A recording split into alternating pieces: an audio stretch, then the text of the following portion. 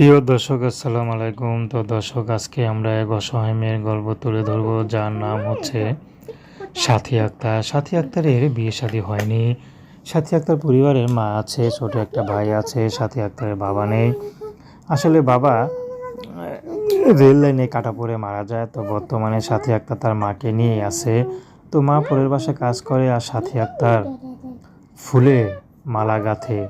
প্লাস্টিকের যে ফুলগুলো আছে সেই ফুলের বিভিন্ন মালা গাঁথে, মুক্তার পুঁতি মালা গাঁথে। এসব করে যা পায় তা দিয়েই কোনো মতে সংসার চলে। বর্তমানে সাথী আক্তার ইউটিউবে এসেছে বিয়ে শাদীর জন্য। আসলে আজকাল ভালো ছেলে যদি একটা যেতে হয় তাহলে অনেক টাকা যৌতুক দিতে হয়। তো সাথী আক্তার চাচ্ছে যদি ভালো একটা মানুষ পায়, সে যৌতুক ছাড়া বিয়ে করে, সে বুড়া হলেও সাথী আক্তার রাজি আছে। আসলে গরিবের দুঃখ কেউ বোঝে না। তো দর্শক, এই ছিল সাথী আক্তারের সংক্ষিপ্ত জীবন কাহিনী। প্রেম, ভালোবাসা, বিয়ে শাদী করা একান্ত আপনাদের ব্যক্তিগত ব্যাপার। আসুন আমরা ৫ ওয়াক্ত নামাজ পড়ি। আসসালামু আলাইকুম।